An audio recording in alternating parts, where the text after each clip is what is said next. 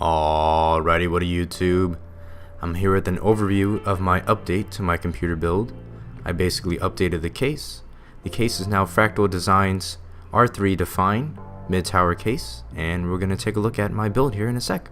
So stay tuned. Here we are with the front panel of the R3 case. The front panel is flat with a white finish.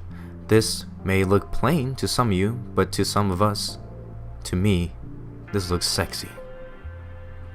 Now we're going to take a look at the headers or the front panel connections. We have a headphone and microphone jack right here. We also have a power button, as well as two USB 2.0 ports along with an eSATA port as well. The front LED is red, and the top of the case features two slots for two 140mm fans. Here we will notice that the front panel flips open to the left just beyond 90 degrees, and at the top of the case we have two 5¼ drive bays, and below that we have two 120mm fan covers. These fan covers are unique because you just push in to open them and push back in to close them. Now it reveals two Gigabyte XLF 1253 fans. Those fans I've added in myself, and as you can see here, closing them is quite easy. Now the front panel also has sound dampening foam as well, a very nice add-on to try to keep your case even more silent. Now looking to the left side of the panel, we will see that we have air vents here for the front 200mm fans. Also the side panel has a 120mm or 140mm fan option as well. Now on the other side of the case is plain, but it does have the air vents as well for more intake for the fans. Looking at the rear of the PC, you can see four rubber grommets for water cooling tubes. We also have a rear 120mm exhaust fan, as well as some ventilation on the left side of the case. We also have 7 PCI slots, and also the case comes with a 3-way fan controller. The PSU is also bottom mounted. Notice that the side panels do have thumb screws. Do notice that the side panel features sound dampening material. The ModuVent system is also placed on the fan slot. Basically, the ModuVent prevents any dust or air from coming in the case if you're not using the fan slots. The foam is also lined with cloth or fabric. Opening the side panel to this build, we will notice that the hard drives are facing sideways and or towards the front of the case. My build features many storage devices. The first storage devices at the top of the hard drive mounts are the two SSDs I have. They're both Intel 80GB X25 G2s.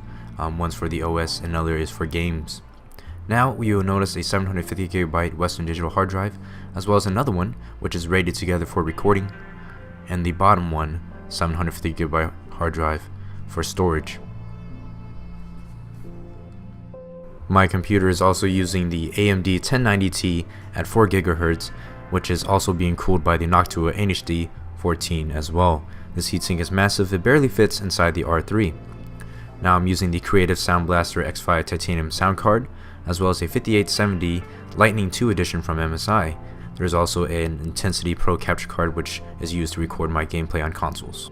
I also have an LED controller in the PCI slot there, as well as a 3-way fan controller that came with the Fractal R3. I'm using the Antec 850W semi-modular power supply.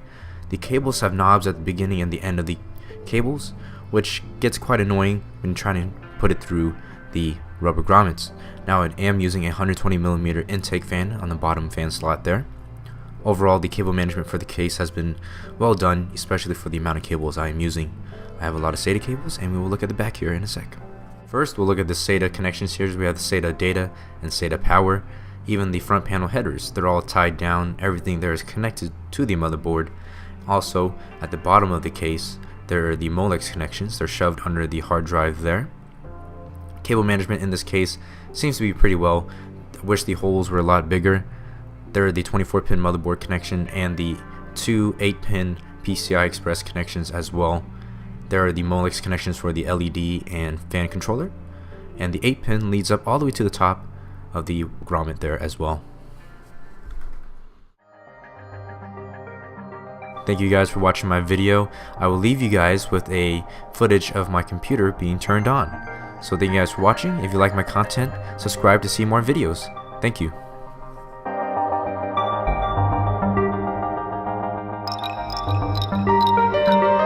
cornfields dot the hillsides where once there were hickory and chestnut.